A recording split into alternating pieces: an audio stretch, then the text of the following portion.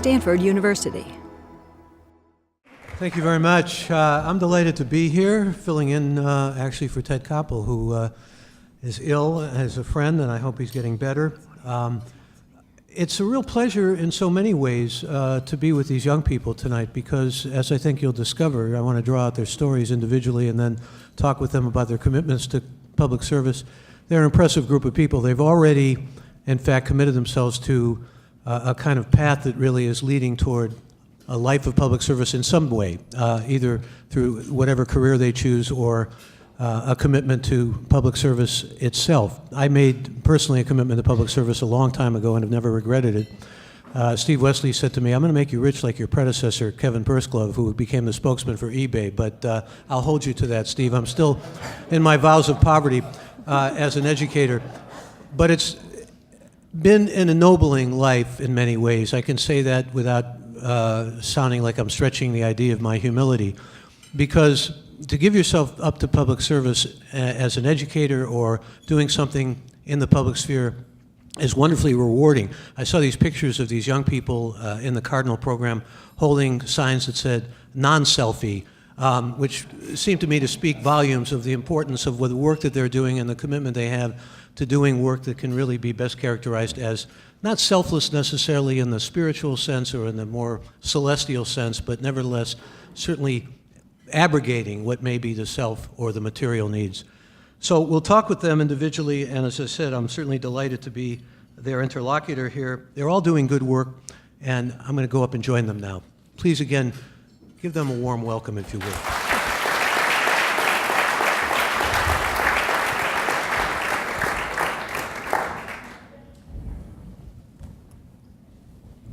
There may have been an easier way to get up here to join all of you. But, you know, this is absent-minded professor behavior. Sam, let me begin with you. We'll just go with each of you individually, and then I'll talk with all of you about certain ideas.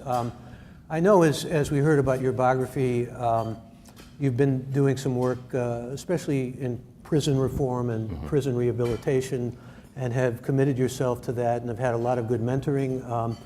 And I assume because you're president of the Black pre-law student group that you want to move toward the law. How does the prison work that you've done through the Cardinal program fit into that? No, thank you. I thank you again for being here, everyone, and we really do appreciate the support, really helping all of us do the things that we're trying to do best.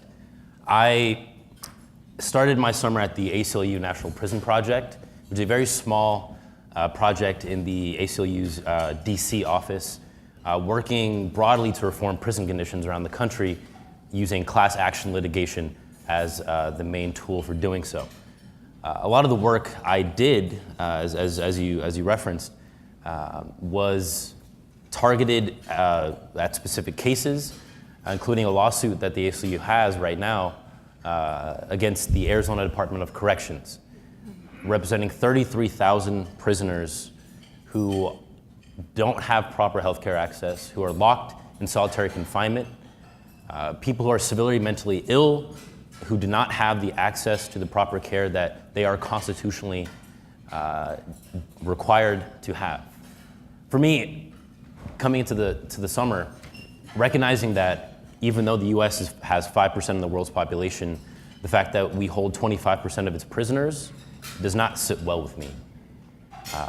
I did a lot of research, I did a lot of learning throughout my summer, and one of the things I learned about prison reform is it takes a long time to do. And I'm hoping in my time throughout Stanford, trying to connect some of these pre-law experiences, that I can try to advance the movement that's already going on and use whatever skills I have to support the effort, first of all, to end mass incarceration and focus on specific issues within it, like ending solitary confinement, a truly inhumane practice that has no place in society today. Do you have any way of envisioning how that might transpire? That is, how you might actually make a difference? Because obviously you want to make a difference. When you talk about mass incarceration, you're talking about a mountainous problem. Sure. The one thing I learned this summer was in the footsteps of the amazing people working at the ACLU is you start slow, but ultimately you have to start from somewhere. there's a number of different angles that you can look at when you're analyzing mass incarceration. You look at it at a history from the war on drugs, policies that disproportionately impacted African Americans. We can look at it through prosecutorial reform, in which prosecutors now are instructed, virtually instructed, to target specific groups of people for committing the exact same crimes, or rather charging people for the exact same crimes at a disproportionate rate. Ultimately, no matter what angle you pursue, and what I'm hoping to tack on either as a work as a legal advocate in the ACLU, for instance, or even the amazing organizations like the Vera Institute, I'm hoping to start somewhere and keep fighting, ultimately. Well, you're on the trajectory already, and we have a lot of hope for you. I do. Mika, let me go to you next, because you've been doing a lot in global health. You were actually in Mauritius and Kenya, I believe. Yes, talk about that experience and how it shaped your vision of where you're headed now. Yeah, definitely. So I come from a family of doctors, and so kind of always saw global health initially as a medical issue. And then when I did worked with an NGO that was working on women's health in Kenya, and realized it's not just a medical issue, it's also a social, cultural, and infrastructural issue. And then 2 summers ago, I was back in Kenya, and I worked in a referral hospital, and realized not only is it a medical issue and a social and cultural and infrastructural issue, but it's also a social justice issue. And that's kind of where I'm at in terms of my service trajectory. And I realized from that experience, at the very local level, that top-down and bottom-up interventions both have a place in this field. And so I really wanted to get some experience kind of at the government, international organization level to inform the work that I do in the field. So that is why I worked for the United Nations High Commissioner for Refugees this past summer in Geneva.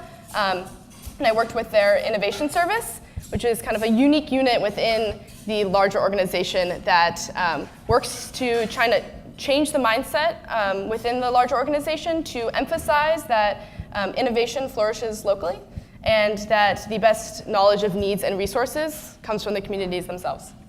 Just like the problem with incarceration, though, you find yourself sometimes grappling with just how behemoth these problems are, especially where refugees are concerned, and thinking, how can I make a difference? Yeah, I mean, I struggle with that all the time. And I think, I go through phases where it seems insurmountable and, it's like, can we even do aid right? If so, how do we do it right? How do we work with all the different partners and all the different pieces to the puzzle that are working on these issues? They're incredibly complex, and the root causes are incredibly complex. But I also go through phases where, people are dying from preventable illness, and everyone deserves the right to health, and even if it's and change in this field takes a long time, But so I definitely have moments where I'm, a little not optimistic, but I don't think that correlates to my motivation in any way. Every time I have an experience in this field, every time I talk to someone who works in this field, I'm more driven and more motivated. The need is growing, so. Their energy is quite impressive, isn't it?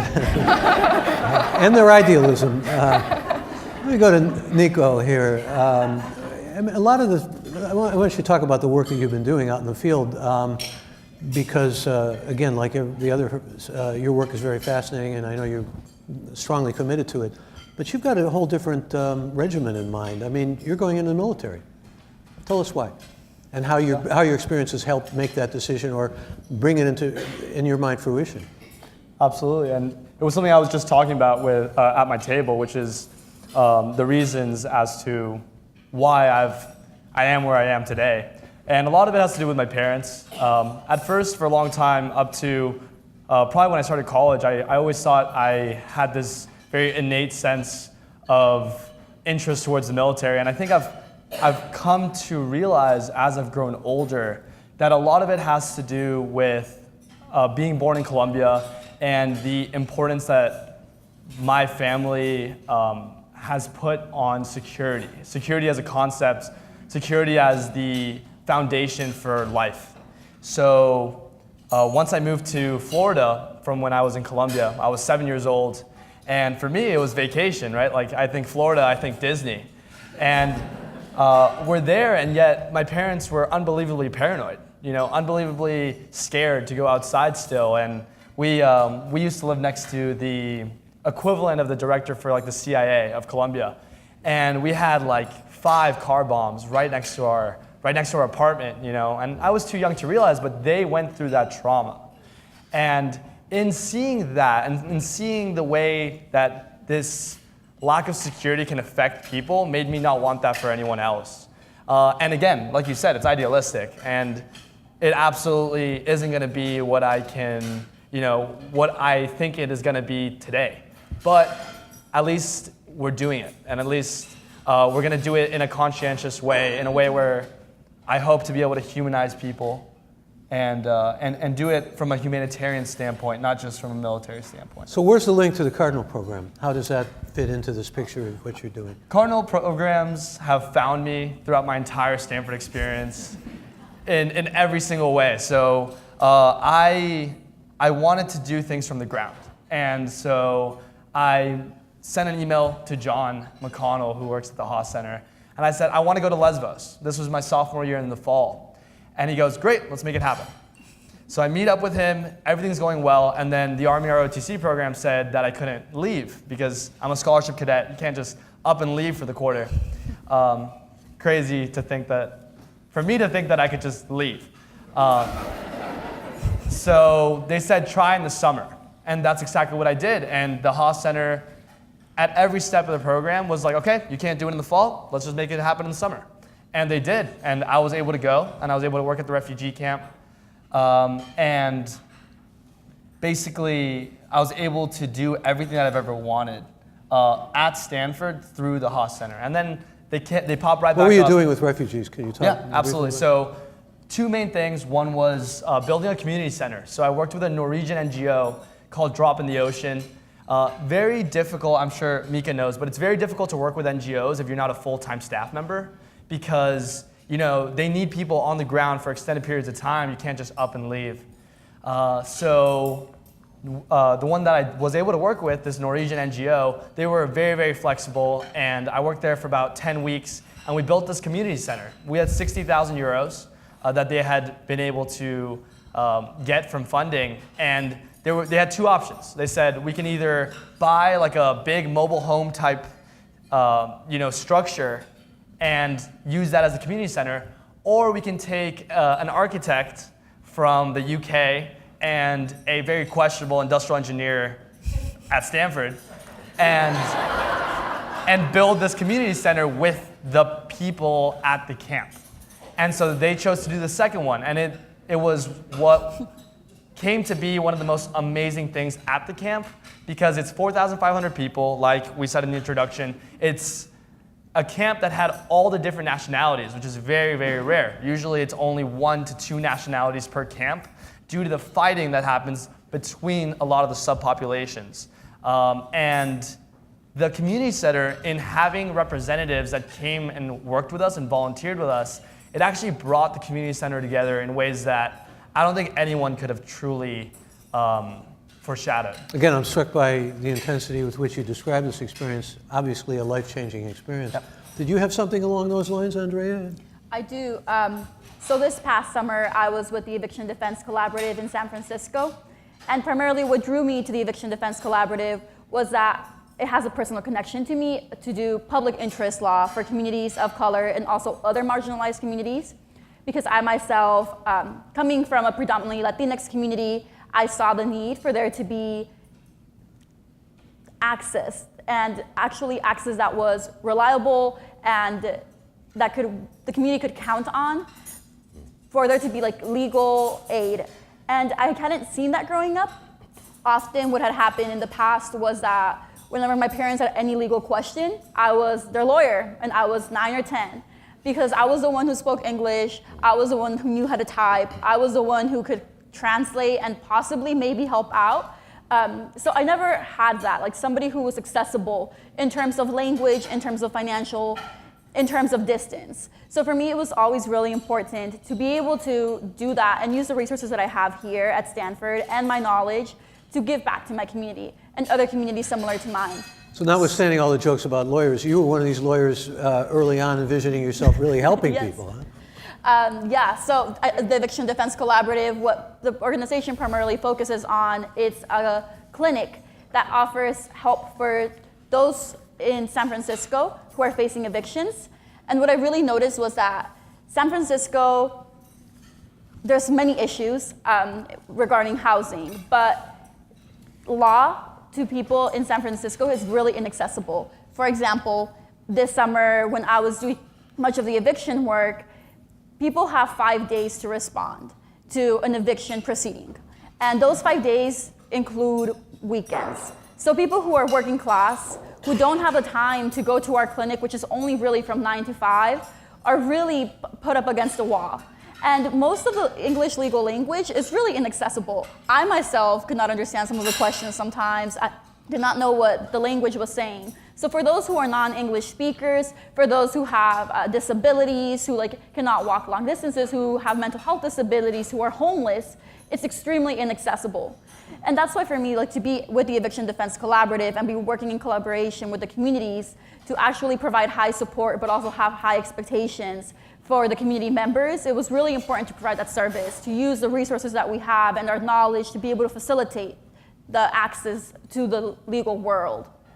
Well, I think, as I said earlier, quite impressive, all of you individually and as a group. And I want to talk with you as a group and kind of draw out some broader ideas that have come out in your stories, at least in my mind. And one of them has to do with, there is a lot of idealism that's undercutting and a lot of passion. And maybe you haven't thought about this, but I suspect perhaps you have. How do you maintain that? How do you keep it? How do you keep the mojo going, Because I'm sure most of you recognize that that's a big part of it. You're taking on big and idealistic, I used the word mountainous before, but maybe that's too small. Your minds and your hearts are there. How do you keep it going? How do you think you keep it going when you project into the future? Any thoughts from any of you on that? I mean, I can start. I think for me, part of it's just knowing that it's hard. Going into it, knowing that this is going to be difficult and you're going to hit a lot of roadblocks. That's one, just understanding that. Recognizing challenges ahead. Because a lot of people, I do think, go into the service field and they go in with this completely idealistic look and they burn out very quickly because they're not prepared for the challenges that they didn't even expect to be there. But I think more importantly, in my personal experience and opinion, is field work. So, having worked in the field and worked at UN headquarters, the people who are interacting with people on the ground, they do the best. When you can talk to people who you're trying to help and learn from them and engage with them and understand them, I think that adds to your motivation, and that's the if you're in a building far away in a different country, you get jaded. And so, I think field work is... You're going to have setbacks, right? I mean, yes. You know that going in. I use the mountain metaphor because I'm thinking of Sisyphus. You're going to roll a stone up and they take you down a number of times, but you have to keep pushing and to keep that persistence somehow and keep it alive and vital. What accounts for your hope? Because all of you have hope that's tied to this idealism. Can you perhaps give some reflection about what keeps you hopeful? I can speak to that. So what keeps me hopeful is really the communities that we engage with and collaborate with. And I think Mika spoke to this earlier, is that not only are we doing field work and engaging with the communities, but also allowing for the communities to be the leaders of their own movements as well, and looking for them for leadership, looking to them for support, looking to them to actually be the ones who are the most involved. Because as Mika mentioned earlier, they're the ones who know their community the best. And I think our role, or what I envision my role being, is yes, being in the field, and yes, working in direct collaboration with these communities, but also looking to them for guidance. And I see that in the communities that I work with this summer, past summers, even in the youth that I work with during the year with IPASA. As an 8th grade math teacher, I noticed that I see a lot of resilience in my youth. And they inspire me and they give me hope, because I know that future movements towards justice are going to be led by them, and that I'm going to be there to support and also to be guided and mentored by them along mentoring them. And that's what really keeps me hopeful for a future where I know that our just world is coming because of these communities that we are working with. You're fairly confident about finding mentors, even if you have to seek them out and grab them by the lapels? Let me also don't know if anybody wants to talk about mentoring. I mean, how has it worked for you so far? Can we go down that path a bit? Sam? Or mentoring is in just... Yeah, just from what you've done Yeah. through the program itself, Yeah. in terms of being mentored, or Yeah. finding mentorship. Yeah. No, definitely. One of the things I was very fortunate to have during my summer, because I could even talk about my work as a Haas peer advisor now, but during the summer, one of the most important lessons I learned was just to talk to the people in your office. Kind of tagging back to this question that you asked of hope. One of the amazing things about an organization like the ACLU is that everybody is there really for the right reasons, and that right reason is to help others. There are people who worked for decades on immigrant rights reform, and me being able just to sit down at a lunch table and talk to them about their experiences really shed some light onto really how do you evolve as a public servant. Having someone to bounce ideas off of as I'm reading letters from inmates who are being assaulted by guards and not having any physical way to actually report that grievance. Some extreme cases that do actually inflict a toll on you. But having an open space and people to talk to about it really made a difference for me. And mentoring, I found someone through a coworker who I believe is going to be part of my executive cabinet of mentors in my life. Part of the, who fills that kind of spiritual role. Somebody that I reached out to who's always gonna reach out to me and say, you know, Sam, is this really, does this fall into line with what your mission is in life? I had so many life-changing conversations with him about what is it that makes, you know, very, very meta, very conversations you can have at a Stanford dinner table with your friends at 3 a.m. in the morning. But what is it that makes life exist? Like, what is it that makes humans human? Attacking some of these raw questions through the lens of public service over the summer was instrumental in my growth, honestly. It brings up another crucial question. Why do good? I mean, obviously all of you are committed to that, and my hat goes off to you and kudos for that, but when you're confronted with the question almost metaphysically about why do it, what do you say, or what do you tell yourself in your inner self? If not now, then when? That's really what it comes down to for me. It's a good response, good answer. It's a sense of urgency, and that's it. I think, and it goes again back to your hope, and very similar to what Sam talked about. It really is about the experiences you have with the individuals that then multiply your motivation to do these things. So I think part of why everything with the Haas Center and the Cardinal Quarters and the courses are great is because it gives you that taste of, wait, I could do this. I can actually go out and help other people in my community, in the nation, throughout the world. Did you have a breakthrough when you did the community center along those lines? You felt, I'm really making a difference? Oh yeah, the moments I had where, because it was the summer in Athens, and the moments where the sun would start setting, people who had absolutely nothing would go out, just set up little shops, kids would play around, they'd come up to you, they'd be so unbelievably grateful, and this like raw emotion that I don't think I've ever experienced before. And it gives you perspective on life, I think, because if they're happy at a refugee camp, how can you possibly not be? How can you live life not caring for others in a way where these people would give you their last meal just because you're there helping them? And it reaches like a level of humanity that I think is hard to express unless you've experienced it.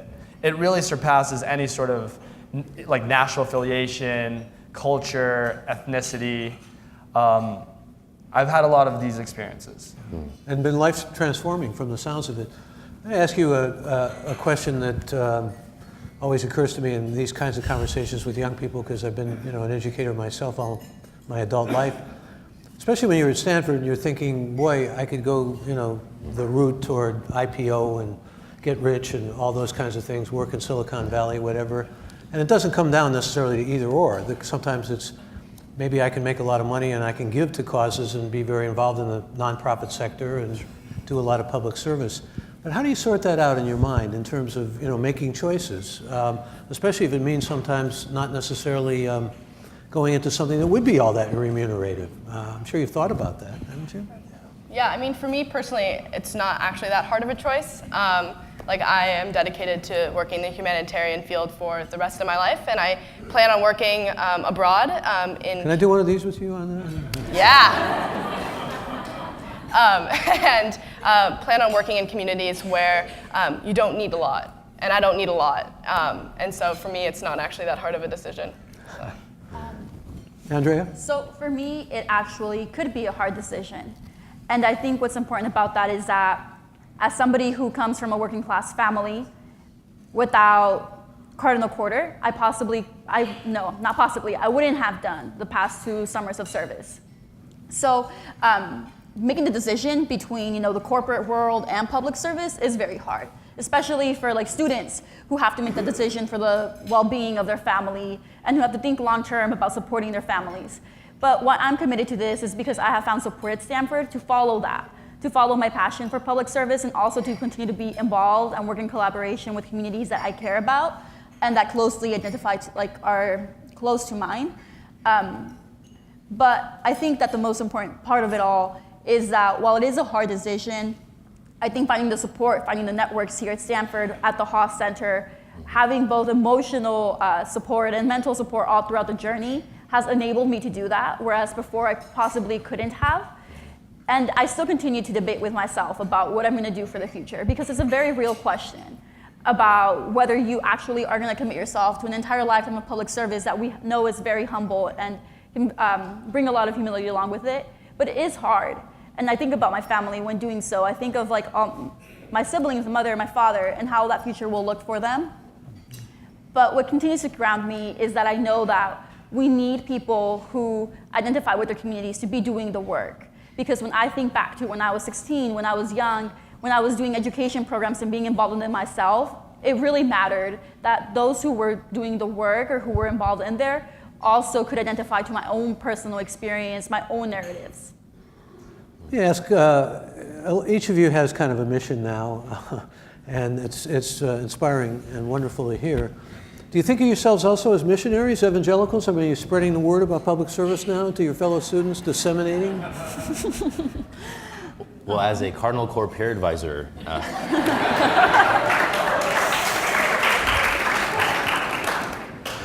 I would say we do it in action, right? I don't think any of us walk around campus and it's like, hey, how are you? Let me tell you about the summer. You're not doing that. But I think when people see that you don't only have to do, and I'm sorry to everyone who has careers in these fields, but finance, consulting, and a lot of things that kids are doing, I think you're opening up the ideas. And I think with Cardinal Quarter, and something we've all talked about when we met earlier, was that it allows you to see what you like and what you don't like in this buffer where you're not using your own money. You're using the money of kind donors like yourselves.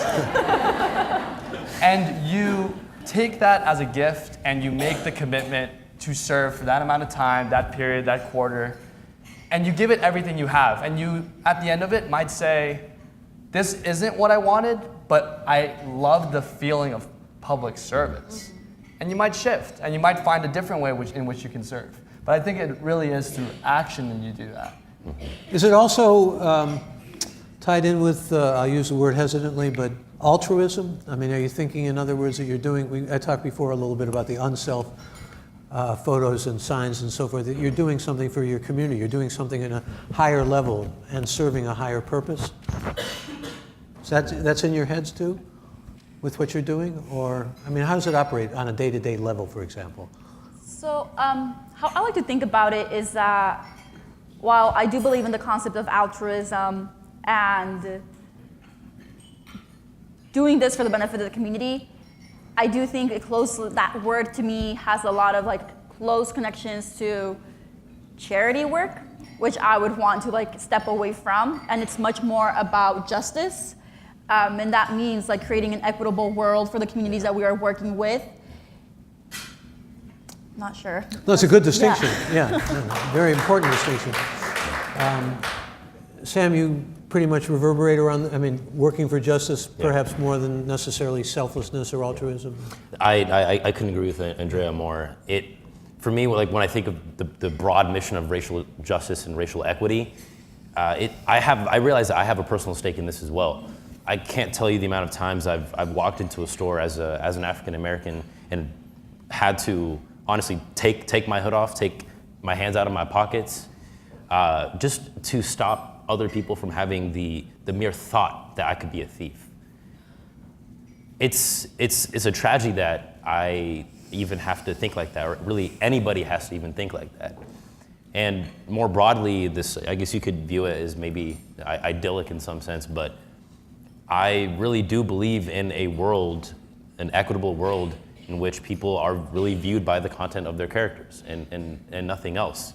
But in order to get to that work, it's just, it just takes people like us to go through the hard bureaucracy and make it happen. Well, you're all dedicated and hardworking. I'm assuming that just from the way you've been expressing yourself. And I think I can say quite safely and easily that the four of you are four extraordinary young people, and I think you inspire a lot of us with hope. Thank you so much for coming.